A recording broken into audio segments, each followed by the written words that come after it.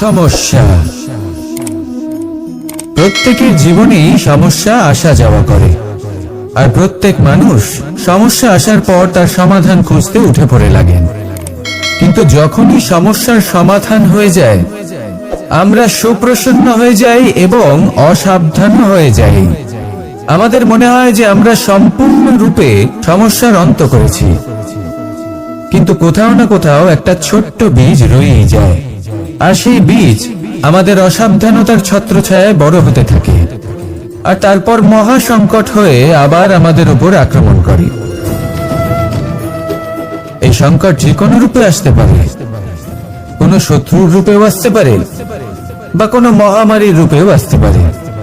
সেই জন্য সবসময় সাবধান থাকাই উচিত, কারণ অসাবধান হলে কি হয়, আমাদের সুরক্ষা চক্রে একটা ছেদ উৎপন্ন হয়, আর আমাদের শেষ করতে পারে এমন এক বাণ সেই ছেদ বিন্দু হয়ে আমাদের হৃদয়ে প্রবেশ করতে পারে। তাই যে কোনো সমস্যার সমাধান করুন, জয়ী হন, উৎসব পালন করুন, কিন্তু সাবধানে থাকবেন। আসুন আর আমার সাথে ভালোবেসে বলুন, রাধা রাধা। কর্ম, ধর্ম আর কর্তব্য, এই তিনটি একে অপরের সাথে জড়িত, আর অনেক সময় এই তিনটি পালন করতে করতে আমাদের সেই ব্যক্তির সামনে গিয়ে দাঁড়াতে হয়, তার বিরুদ্ধেই যেতে হয়, যাকে আমরা সব থেকে বেশি ভালোবাসি। কিন্তু সেইখানেই যুদ্ধ, কোনো ব্যক্তিগত যুদ্ধ থাকে না। এ হলো কর্ম, ধর্ম আর কর্তব্যের যুদ্ধ। এটা সরল নয়, অত্যন্ত কঠিন হয় তার সম্মুখীন হওয়া যাকে আমরা সব থেকে বেশি সম্মান করি। কিন্তু আমাদের তো আমাদের ধর্মের পথে চলতেই হবে, কারণ আমরা কর্মবদ্ধ, কর্তব্যবদ্ধ, আর এটাই করা উচিত। শুধু এটুকু মনে রাখবেন, যদি আপনার উদ্দেশ্য শুভ হয়, আপনার ভাবনা শুভ হয়, আপনি যদি কর্ম, ধর্ম আর কর্তব্যের পথে অগ্রসর হন, তাহলে এই প্রক্রিয়াতে যদি আপনাকে আপনার আরাধ্যের সামনে দাঁড়াতে হয়, তাহলেও আপনার কোনো ক্ষতি হবে না। তাহলে আসুন আর আমার সাথে ভালোবেসে বলুন, রাধা রাধা। মানুষের কোন বিষয়ে অহংকার থাকে? সময়, ক্ষমতা, শরীর আর সম্পত্তি। আর এই চারটি সর্বদা সঙ্গে থাকে না। কি বিচিত্র ব্যাপার! আপনি নিজেই দেখুন, সময় আজ ভালো হলেও কাল অবশ্যই খারাপ হতে পারে। ক্ষমতা আজ আপনার থাকলেও কাল তা নাও থাকতে পারে। এই শরীরটা তো নশ্বরই বটে। যত আপনি বার্ধক্যের দিকে অগ্রসর হবেন, দুর্বল হতে থাকবেন, সৌন্দর্য ক্ষীণ হতে থাকবে। আর সম্পত্তি আজ আপনার, কাল অন্য কারোর হয়ে যাবে। আর এই সমস্ত নশ্বর জিনিসে মন কেন্দ্রীভূত করতে করতে ব্যক্তি ভুলে যান সেই বিষয়গুলি যা সর্বদা আপনার সাথে থাকবে, আপনার ঢাল হবে, আপনার সম্বল হয়ে থাকবে। আর তা হল আপনার স্বভাব, বুদ্ধি, সৎসঙ্গ আর খাঁটি সম্পর্ক। নিজের স্বভাব শীতল রাখুন, কর্মে বুদ্ধির পরিচয় দিন, সর্বদা ভালো মানুষের সাথে সময় কাটান, আর খাঁটি সম্পর্ক সর্বদা পালন করুন। জীবনে সর্বদা সুখী হবেন। রাধা রাধা। আমরা কর্ম করি, আর সেই কর্ম অনুসারে আমাদের তার ফল প্রাপ্ত হয়। এখন এই কর্ম আরো শ্রেষ্ঠ হতে থাকে, আমরা আরো প্রেরিত হতে থাকি। তার জন্য আমরা বড় বড় জ্ঞানীদের থেকে প্রভাবশালী, প্রেরণাদায়ক ব্যক্তির সাথে দেখা করার চেষ্টা করি, দেখা করি, নিজের কর্মের বিষয়ে বিচার করি, আলোচনা করি। তাই তো, কারণ আমাদের কাজ দেখে তাতে বিশেষ মতামত সামনে থাকা ব্যক্তি দিতে পারে। কিন্তু এই পুরো চক্রতে সংসারের সব থেকে গুরুত্বপূর্ণ ব্যক্তির সাথে কথা বলতে আমরা ভুলেই যাই। আপনি কি জানেন সংসারের সব থেকে গুরুত্বপূর্ণ ব্যক্তি কে? স্বয়ং আপনি। হ্যাঁ, আপনি সে। আপনি জীবিত আছেন, তাই এই সংসার জীবিত আছে। আপনি হলেন আপনার সমস্ত কর্মের কেন্দ্র। তাই এবার থেকে প্রতিদিন একটু সময় নিজের জন্য বের করে নিজের সাথে কথা বলুন। নিজেকে বুঝুন, নিজের কর্মকে বুঝুন। কিছু প্রশ্ন আসবে, কিছুর উত্তর পাবেন। আরো কিছু প্রশ্ন আসবে যার উত্তর আপনি অবশ্যই পাবেন, কিন্তু এটা করবেন অবশ্যই, না তো আপনি এই সংসারের সব থেকে গুরুত্বপূর্ণ ব্যক্তির সাথে দেখা করার সুযোগই হারিয়ে ফেলবেন। এবার বলুন, আপনি কি এরকম চাইবেন? রাধা রাধা। প্রেম, ঘৃণা,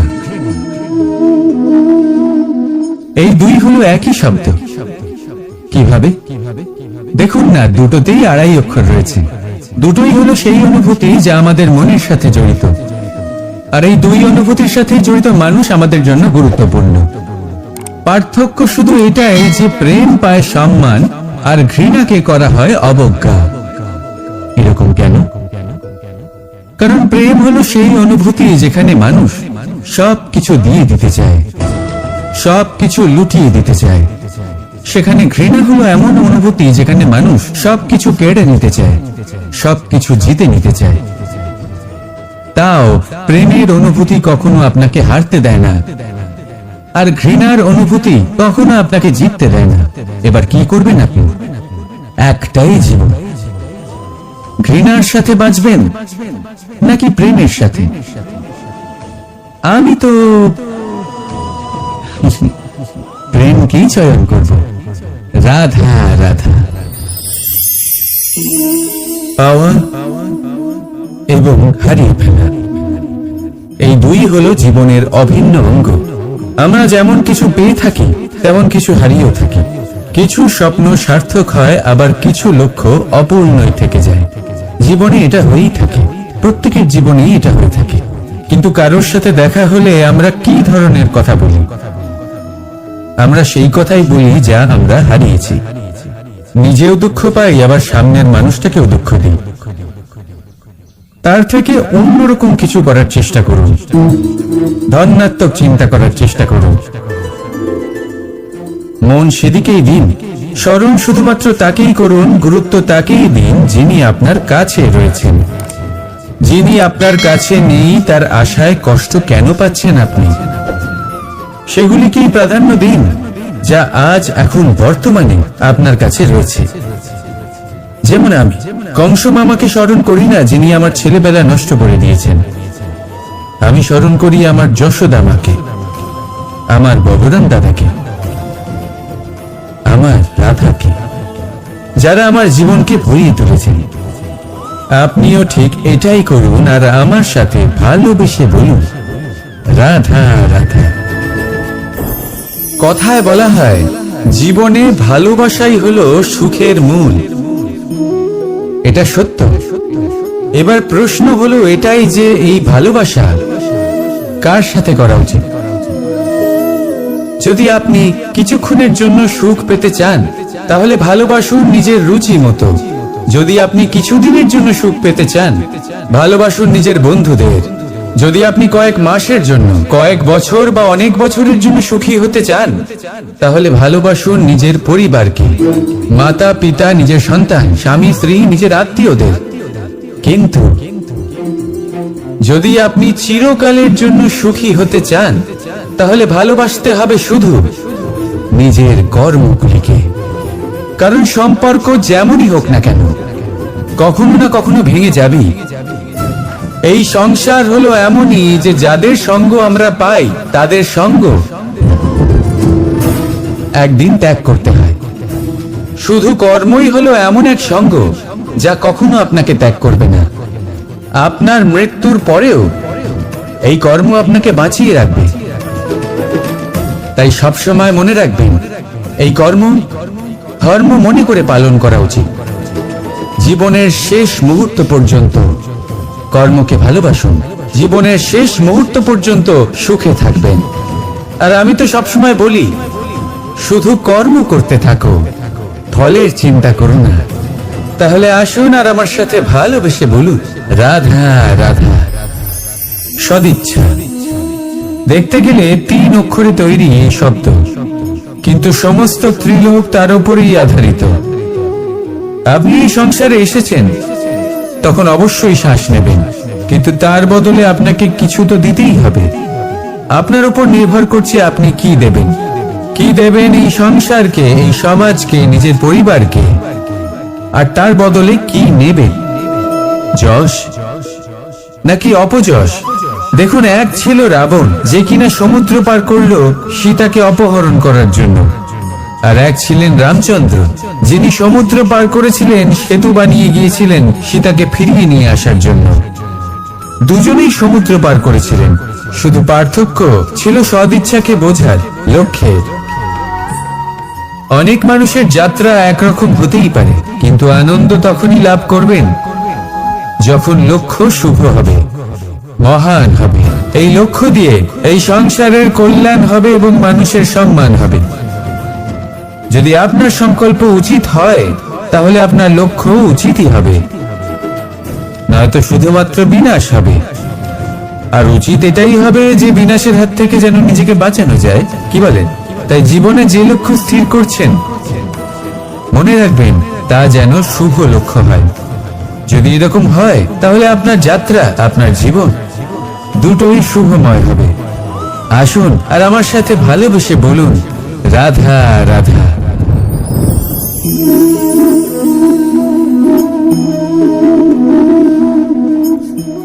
মুক্ত, এই মুক্তই সবাইকে মোহিত করে দেয়, নিজের দিকে আকর্ষিত করে। অত্যন্ত সুন্দর, গোল, শুভ্র। মুক্ত দ্বারা নির্মিত আভূষণ, তা হয়তো সে মুকুটই হোক বা কোনো স্ত্রীর অলংকার, তাকে আরো সুন্দর করে তোলে, তাকে আরো সুন্দর দেখতে লাগে। এবার এই মুক্তকে এত সুন্দর দেখার জন্য কত কষ্ট সহ্য করতে হয়, তা কি কখনো আপনি ভেবেছেন? এই মুক্ত ঝিনুক থেকে বের করা হয়। ঝিনুক, যা কিনা সমুদ্রের তলদেশে থাকে, ওকে কত কষ্ট সহ্য করতে হয়, জলের চাপ সহ্য করতে হয়, সমুদ্রের স্রোত সহ্য করতে হয়। এই ঝিনুককে এত কষ্ট সহ্য করতে হয়, এই মুক্তকে এত কষ্ট সহ্য করতে হয়, তারপরে এর রূপ এত সুন্দর হয়। যদি আপনিও আপনার পরিশ্রমের সৌন্দর্য, নিজের পরাক্রমের সৌন্দর্য এই সংসারে প্রকাশিত করতে চান, তাহলে আপনাকেও কষ্ট সহ্য করতেই হবে। তাই জীবনে যখনই সংকট আসবে, বিপদ আসবে, সমস্যা আসবে, তখন একে সুযোগ হিসেবে গ্রহণ করুন। কারণ এই বিপদের সাথেই লড়াই করে আপনি মুক্তর মতোই পরিশুদ্ধ হয়ে উঠবেন। তাহলে আসুন আর আমার সাথে ভালোবেসে বলুন, রাধা রাধা। যখনই আমরা কথা বলি জলরাশির বিষয়ে, যখন আমরা তুলনা করি, তখন আমাদের খুব ভালো লাগে মিষ্টি সরোবর, পুকুর, নদী, আর আমরা অপেক্ষা করে থাকি সাগরের জন্য, সমুদ্রের জন্য। কেন করি? কারণ এই সাগর, এই সমুদ্র, এগুলো অত্যন্ত বিশাল আর ভয়ানক। এর জলও কিন্তু নোনতা, যা আমরা পান করতে পারি না। কখনো ভেবে দেখেছেন এই সমুদ্রের অন্তরে এই নোনতা জল, এই নোনতা ভাব, এটা আসে কোত্থেকে? এই যে সমুদ্র, যে প্রবাহমান নদীর থেকে যে খনিজ নির্গত হয়, তার ভান্ডার হলো এটা। সেই খনিজকে নিজের অন্তরে গ্রহণ করে, সেই নোনতা ভাব নিজের মধ্যে সমাহিত করে, আর তারপর সেই নোনতা জল বাষ্পে পরিণত হয়ে উপরে উঠে যায়, যা মেঘ হয়ে আপনার ওপর মিষ্টি বৃষ্টি হয়ে ঝরে পড়ে। এ হলো সমুদ্রের ত্যাগ, যার জন্য আপনি মিষ্টি জল পান করতে পারছেন, সে নদী থেকেই হোক বা সরোবর থেকে। সেই জন্যই হয়তো সাগর হলো এত মহান, হয়তো সেই জন্যই রত্ন সাগরে পাওয়া যায়। তাই মনে রাখবেন, ক্ষমতা তারই হয় যে ত্যাগ করতে জানে, কোন বিষকে নিজের মধ্যে ধারণ করে নিতে জানে। তাহলে আপনিও এটাই করুন, এতটাই শক্তিশালী হয়ে উঠুন, আর আমার সাথে ভালোবেসে বলুন, রাধা রাধা। পরিচ্ছন্নতা। বর্তমানের এই প্রজন্ম আগের প্রজন্মের এই যে অতি শুদ্ধতার অভ্যেস ছিল, তা নিয়ে ঠাট্টা করে। তাকে মূর্খতা মনে করে, বুঝতেই পারে না কেন। আমাদের মা, ঠাকুমা, দিদিমা এদের দেখেছি সকালে উঠে সবার আগে স্নান করেন। কেন? বুঝতেই পারে না। কেন কথায় কথায় বারান্দা উঠোন পরিষ্কার করা হয়? বুঝতেই পারে না। অনেক মানুষজন এটাকে ধার্মিক এবং অন্ধবিশ্বাস বলে, কিন্তু যদি আমি আপনাকে সত্যি কথা বলি, প্রত্যেক ধর্ম বিজ্ঞানসম্মত।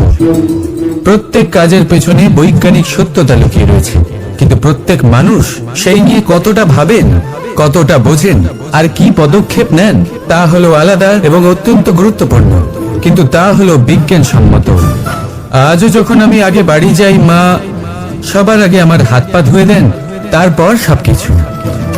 তাই আপনি পরিচ্ছন্ন থাকুন, তাহলে আপনি সুস্থ থাকবেন। তখনই আপনার মনে ভক্তিভাব আসবে, তখনই এই সমগ্র সংসারকে সামলানোর শক্তি অর্জন করতে পারবেন। তাহলে পরিচ্ছন্ন থাকুন, সব ভালো থাকবে। রাধা রাধা। এটা দেখতে পাচ্ছেন? আপনি নিশ্চয়ই জানেন এটা কি। এটা বড়ই বিচিত্র এক বস্তু। এটা হলো কয়লা। আমি একে বিচিত্র এই কারণে বলছি, ভেবে দেখুন, যদি এটা গরম হয় আর আপনি এটাকে ধরে ফেলেন, এটা আপনার হাত পুড়িয়ে ফেলবে। আর যদি এটা ঠান্ডা হয় আর আপনি এটা ধরেন, তাহলে এটা আপনার হাতে কালি লাগিয়ে দেবে। অর্থাৎ যে কোনো পরিস্থিতিতেই, যে কোনো রূপেই থাকুক না কেন, গরম হোক অথবা ঠান্ডা, এটা কোনো না কোনো ভাবে আপনার ক্ষতি অবশ্যই করবে। এরকমই হয় খারাপ মানুষজন, বদ সঙ্গ, ঠিক কয়লার মতো। আপনি যদি কিছু নাও করেন, যাই হয়ে যাক, এরা যদি আপনার কাছে থাকে, তাহলে কোনো না কোনো ভাবে জীবনে আপনার কোনো না কোনো ক্ষতি অবশ্যই হবে। তাই নিজের জীবনে সবসময় সঙ্গতের নির্ণয় অত্যন্ত ভেবেচিন্তে করবেন। রাধা রাধা। ইচ্ছে, সিদ্ধান্ত আর নিশ্চয়তা, এই শব্দগুলো আমরা আমাদের জীবনে অনেকবার শুনেছি, তাই না? জীবনে অনেক যে এক কুয়ো খোঁড়ার সিদ্ধান্ত নিয়েছে, সেই মাটি খোঁড়ার জন্য কোদাল অবশ্যই পেয়ে যায়। আর যে নিশ্চিত করে নিয়েছে, সে দেরি করে হলেও সেই শীতল জল অবশ্যই পেয়ে যায়।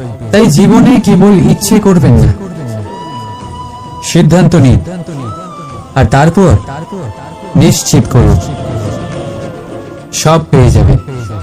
আর ভালোবেসে বলুন, রাধা রাধা। স্বপ্ন আর লক্ষ্য একই মনে হয়। এই দুইয়েরই কথা মানুষ কল্পনা করে, এই দুই মানুষ অর্জন করতে চায়। আর এই দুই পূর্ণ হয়ে মানুষ নিজেকে অত্যন্ত ভাগ্যবান বলে মনে করে। কিন্তু এই দুইয়ের মধ্যে পার্থক্য আছে। পার্থক্য এই যে স্বপ্নের জন্য বিনা পরিশ্রমের ঘুম দরকার হয়, আর লক্ষ্যের জন্য বিনা ঘুমের পরিশ্রম।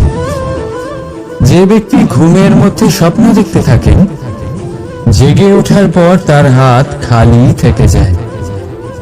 আর যে ব্যক্তি পরিশ্রম করে, স্বয়ংকালেও তার হাত তার লক্ষ্যেই থাকে। তাই যদি স্বপ্নও দেখতে হয়, তাহলে লক্ষ্য জেনে পরিশ্রম করুন আর ভালোবেসে বলুন, রাধা রাধা। জীবনে কিছু করে দেখাতে হলে বদল আনতে পারবে, তাকে পথ দেখাতে পারবে, তার জীবনে পরিবর্তন আনতে পারবে। আর তাই মানুষ সংসার জুড়ে তাকেই খোঁজেন, যিনি তার পাশেই আছেন।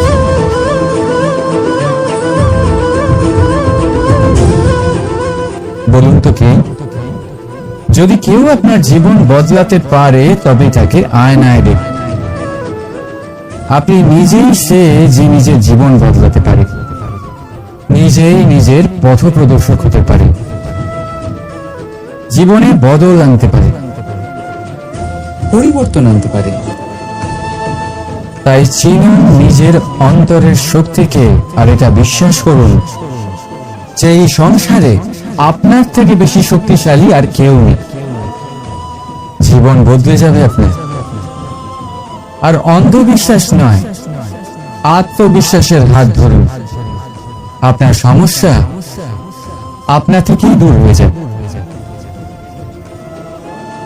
তাই ভালোবেসে বলুন, রাধা রাধা। প্রদীপ জ্বালানোর কাজ বড়ই আনন্দদায়ক। উজ্জ্বলতার এই শিখা যেন আত্মার মধ্যে গিয়ে মনে উল্লাস করে দেয়।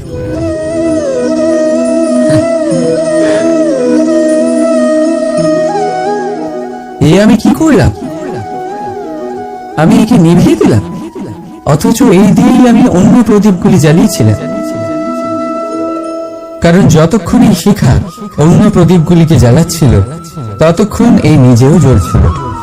কিন্তু যেই ও এই কাজ করা ছেড়ে দিল, তখন একেও নিভতে হল। বুঝলেন? সেরকমই জীবন হলো উজ্জ্বলতা দেওয়ার আরেক নাম। যদি জীবনে শুভ কাজ করেন, অপরের উপকার করেন, অন্যদের সহায়তা করেন,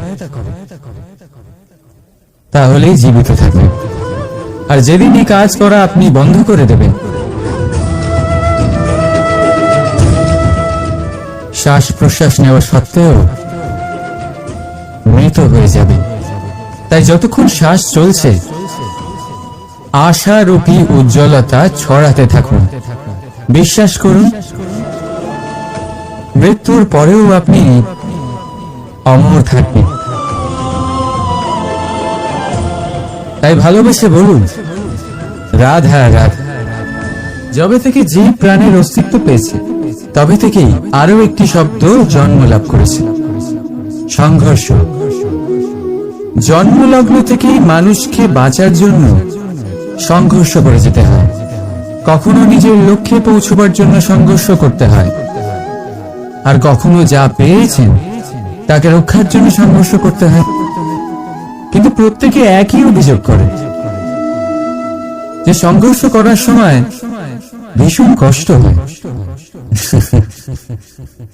আপনি যোদ্ধা হলে প্রহার আপনাকে সহ্য করতেই হবে। সাঁতার শিখতে হলে জলে আপনাকে প্রবেশ করতেই হবে। পায়ের তলায় তাদেরই কড়া পড়ে যারা রোজ হাঁটেন, আর যারা হাঁটেন তারা নিজেদের লক্ষ্যে অবশ্যই পৌঁছন। তাই মনে রাখবেন, জীবন ততক্ষণই আছে যতক্ষণ কর্ম করবেন। তাই সংঘর্ষ করতে থাকুন, কষ্ট ভুলে যান, আর আমার সাথে ভালোবেসে বলুন, রাধা রাধা। মানুষ সর্বদা ফলাফলের কথা ভাবে, যে আমি যা করতে চলেছি তার ফল কি হবে, তার পরিণাম কি হবে। কিন্তু এর চিন্তা কেন? কারণ কর্ম যদি শুভ হয়, তাহলে তার পরিণাম খারাপ হতেই পারে না। শুভ চিন্তা নিয়ে যারা কর্ম করেন, তাদের ফলের চিন্তা কিসের? যারা ফুল বিক্রি করেন, তাদের মাঝে সাঝে কাঁটা নিশ্চয়ই ফোটে, কিন্তু সুগন্ধ তাদের হাতে থেকেই যায়। এর সন্ধানে কয়লার খনিতে নামা ব্যক্তি কালিমা লিপ্ত হয়ে গেলেও তার হাতে হিরে অবশ্যই থাকে। তাই শুভ চিন্তা নিয়েই কর্ম করে যান, পরিণাম শুভই হবে। আর ভালোবেসে বলুন, রাধা রাধা। যাই পাত্রের মধ্যে শীতল থাকে, আর যিনি পান করেন তাকেও শীতল রাখে। আর যে জল এই পাত্রের বাইরে উঠলে পড়ে, তা হল অভিমান, যা বাইরের উত্তাপে বাষ্প হয়ে উবে যায়। সর্বদা মনে রাখবে, আত্মসম্মান আপনাকে দৃঢ় করে, আপনাকে শক্তি প্রদান করে, আর অভিমান আপনাকে দুর্বল করে দেয়। তাহলে কি হতে চান আপনি? আত্মসম্মানী নাকি অভিমানী? সিদ্ধান্ত আপনার। রাধা রাধা। সমস্যা। প্রত্যেকের জীবনেই সমস্যা আসা যাওয়া করে, আর প্রত্যেক মানুষ সমস্যা আসার পর তার সমাধান খুঁজতে উঠে পড়ে লাগেন। কিন্তু যখনই সমস্যার সমাধান হয়ে যায় আমরা সুপ্রসন্ন হয়ে যাই এবং অসাবধান হয়ে যাই। আমাদের মনে হয় যে আমরা সম্পূর্ণরূপে সমস্যার অন্ত করেছি, কিন্তু কোথাও না কোথাও একটা ছোট্ট বীজ রয়েই যায়, আর সেই বীজ আমাদের অসাবধানতার ছত্রছায়ায় বড় হতে থাকে, আর তারপর মহা সংকট হয়ে আবার আমাদের উপর আক্রমণ করে। এই সংকট যে কোনো রূপে আসতে পারে, কোনো শত্রুর রূপেও আসতে পারে বা কোনো মহামারীর রূপেও আসতে পারে। সেই জন্য সবসময় সাবধান থাকাই উচিত, কারণ অসাবধান হলে কি হয়, আমাদের সুরক্ষা চক্রে একটা ছেদ উৎপন্ন হয়, আর আমাদের শেষ করতে পারে এমন এক বাণ সেই ছেদ বিন্দু হয়ে আমাদের হৃদয়ে প্রবেশ করতে পারে।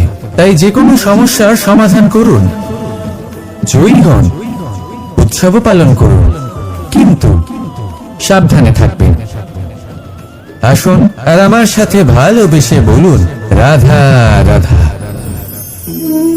কর্ম, ধর্ম আর কর্তব্য, এই তিনটি একে অপরের সাথে জড়িত, আর অনেক সময় এই তিনটি পালন করতে করতে আমাদের সেই ব্যক্তির সামনে গিয়ে দাঁড়াতে হয়, তার বিরুদ্ধেই যেতে হয় যাকে আমরা সব থেকে বেশি ভালোবাসি।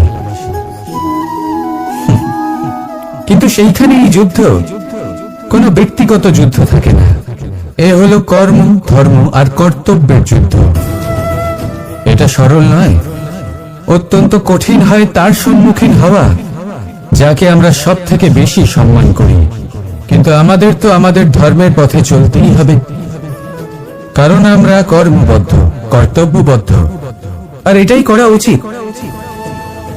শুধু এটুকু মনে রাখবেন, যদি আপনার উদ্দেশ্য শুভ হয়, আপনার ভাবনা শুভ হয়, আপনি যদি কর্ম, ধর্ম আর কর্তব্যের পথে অগ্রসর হন, তাহলে এই প্রক্রিয়াতে যদি আপনাকে আপনার আরাধ্যের সামনে দাঁড়াতে হয়, তাহলেও আপনার কোনো ক্ষতি হবে না। তাহলে আসুন আর আমার সাথে ভালোবেসে বলুন, রাধা রাধা। মানুষের ক্ষমতা আজ আপনার থাকলেও কাল তা নাও থাকতে পারে। এই শরীরটা তো নশ্বরই বটে।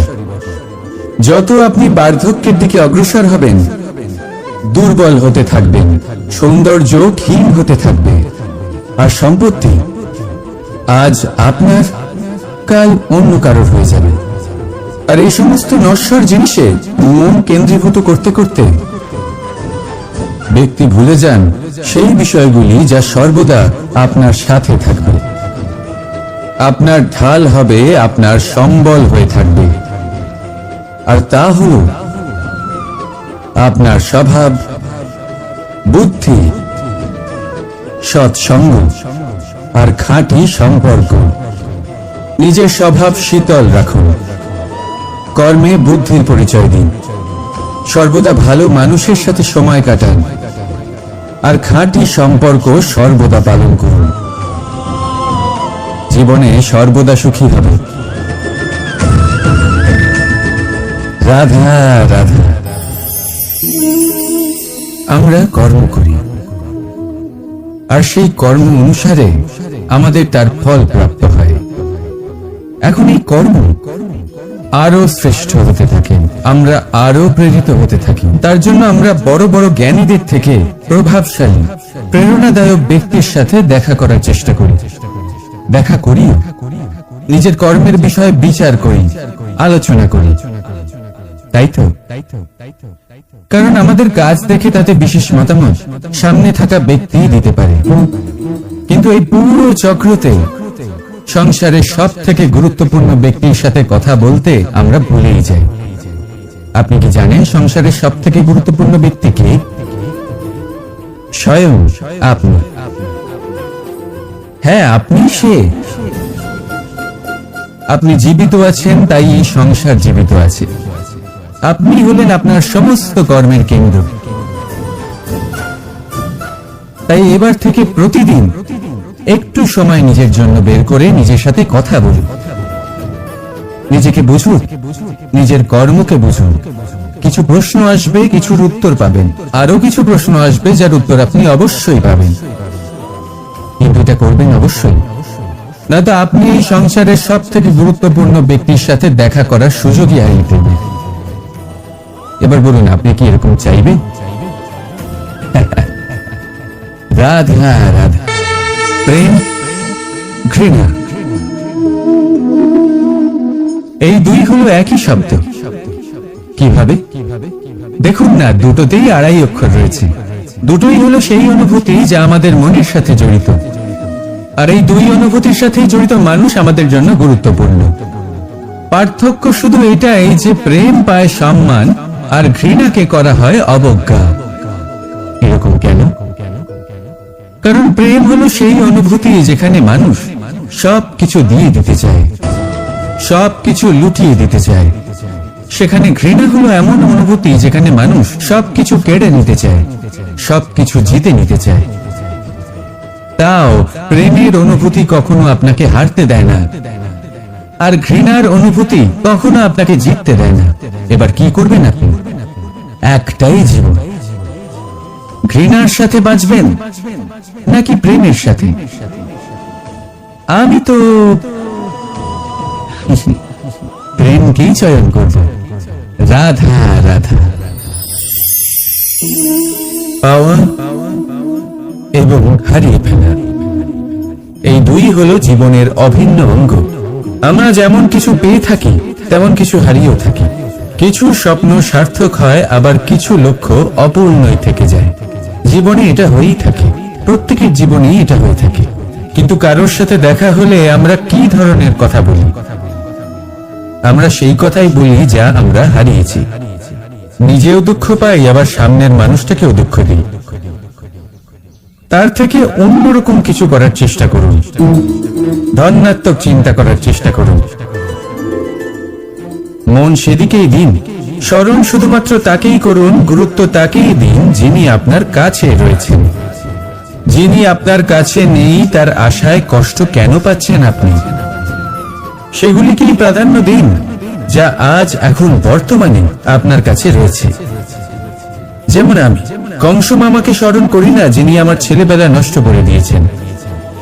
আমি স্মরণ করি আমার যশোদা মাকে, আমার বলরাম দাদাকে, আমার রাধাকে, যারা আমার জীবনকে ভরিয়ে তুলেছেন। আপনিও ঠিক এটাই করুন, আর আমার সাথে ভালোবেসে বলুন রাধা রাধা। কথায় বলা হয় জীবনে ভালোবাসাই হলো সুখের মূল। এটা সত্য। এবার প্রশ্ন হলো এটাই যে এই ভালোবাসা কার সাথে করা উচিত? যদি আপনি কিছুক্ষণের জন্য সুখ পেতে চান তাহলে ভালোবাসুন নিজের রুচি মতো। যদি আপনি কিছুদিনের জন্য সুখ পেতে চান ভালোবাসুন নিজের বন্ধুদের। যদি আপনি কয়েক মাসের জন্য, কয়েক বছর বা অনেক বছরের জন্য সুখী হতে চান তাহলে ভালোবাসুন নিজের পরিবারকে, মাতা পিতা, নিজের সন্তান, স্বামী স্ত্রী, নিজের আত্মীয়দের। কিন্তু যদি আপনি চিরকালের জন্য সুখী হতে চান তাহলে ভালোবাসতে হবে শুধু নিজের কর্মগুলিকে। কারণ সম্পর্ক যেমনই হোক না কেন কখনো না কখনো ভেঙে যাবেই। এই সংসার হলো এমনই যে যাদের সঙ্গ আমরা পাই তাদের সঙ্গ একদিন ত্যাগ করতে হয়। শুধু কর্মই হলো এমন এক সঙ্গ যা কখনো আপনাকে ত্যাগ করবে না। আপনার মৃত্যুর পরেও এই কর্ম আপনাকে বাঁচিয়ে রাখবে। তাই সবসময় মনে রাখবেন এই কর্ম ধর্ম মনে করে পালন করা উচিত। জীবনের শেষ মুহূর্ত পর্যন্ত কর্মকে ভালোবাসুন, জীবনের শেষ মুহূর্ত পর্যন্ত সুখে থাকবেন। আর আমি তো সবসময় বলি শুধু কর্ম করতে থাকো, ফলের চিন্তা করো না। তাহলে আসুন আর আমার সাথে ভালোবেসে বলুন রাধা রাধা। সদিচ্ছা দেখতে গেলে 3 অক্ষরে তৈরি এই শব্দ, কিন্তু সমস্ত ত্রিলোক তার উপরেই আধারিত। আপনি এই সংসারে এসেছেন তখন অবশ্যই শ্বাস নেবেন, কিন্তু তার বদলে আপনাকে কিছু তো দিতেই হবে। আপনার উপর নির্ভর করছে আপনি কি দেবেন। কি দেবেন এই সংসারকে, এই সমাজকে, নিজের পরিবারকে, আর তার বদলে কি নেবেন? যশ নাকি অপযশ? দেখুন, এক ছিল রাবণ, যে কিনা সমুদ্র পার করলো সীতাকে অপহরণ করার জন্য। আর এক ছিলেন রামচন্দ্র, যিনি সমুদ্র পার করেছিলেন, সেতু বানিয়ে গিয়েছিলেন সীতাকে ফিরিয়ে নিয়ে আসার জন্য। দুজনেই সমুদ্র পার করেছিলেন, শুধু পার্থক্য ছিল সদিচ্ছাকে বোঝার লক্ষ্যের। অনেক মানুষের যাত্রা একরকম হতেই পারে, কিন্তু আনন্দ তখনই লাভ করবেন যখন লক্ষ্য শুভ হবে, মহান হবে। এই লক্ষ্য দিয়ে এই সংসারের কল্যাণ হবে এবং মানুষের সম্মান হবে। যদি আপনার সংকল্প উচিত হয়, তাহলে আপনার লক্ষ্য উচিতই হবে, নয়তো শুধুমাত্র বিনাশ হবে। আর উচিত এটাই হবে যে বিনাশের হাত থেকে যেন নিজেকে বাঁচানো যায়, কি বলেন? তাই জীবনে যে লক্ষ্য স্থির করছেন, মনে রাখবেন তা যেন শুভ লক্ষ্য হয়। যদি এরকম হয়, তাহলে আপনার যাত্রা, আপনার জীবন দুটোই শুভময় হবে। আসুন আর আমার সাথে ভালোবেসে বলুন, রাধা রাধা।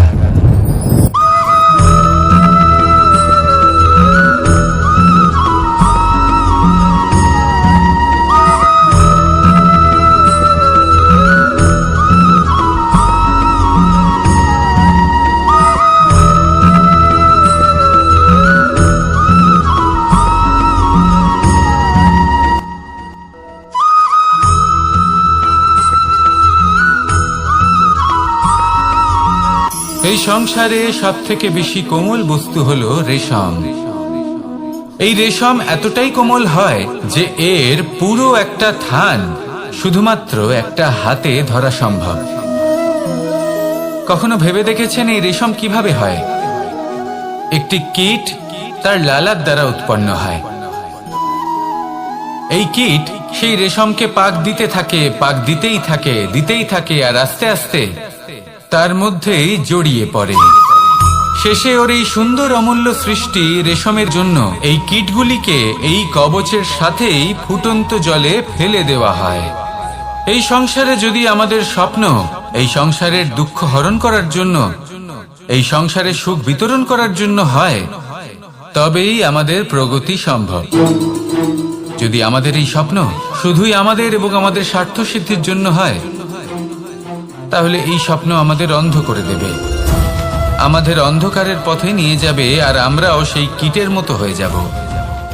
নিজেদেরই মায়াজালে আমরা নিজেই ফেঁসে যাব, আর শেষে আমরা যদি কিছু লাভ করি, তা হবে একাকিত্ব, অন্ধকারময় মৃত্যু। তাই স্বপ্ন অবশ্যই দেখুন, কিন্তু এমন ভাবে স্বপ্ন দেখবেন না যে তার এই বন্দিগৃহে আপনি নিজেই ফেঁসে গেলেন। স্বপ্ন দেখুন পরোপকারে।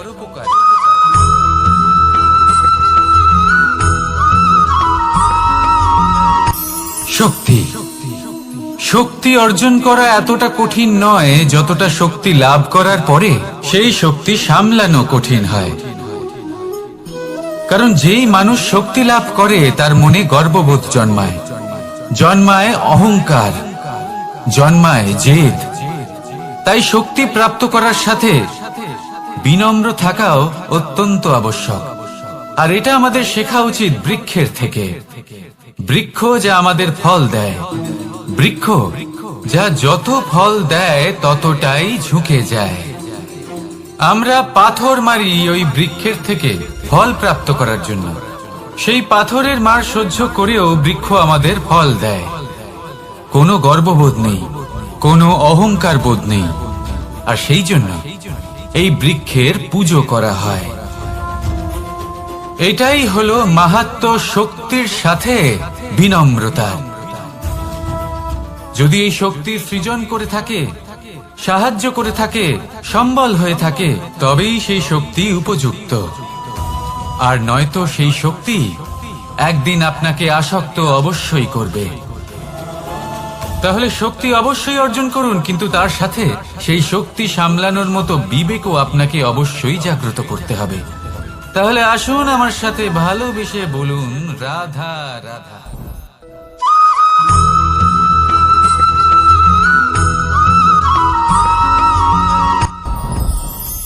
সাথী সাথী এই শব্দটির ব্যাখ্যা কে কিভাবে করে?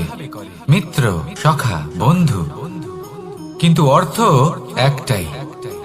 তিনি যিনি আপনার সঙ্গী হন আর তিনি যার সাথী আপনি হন।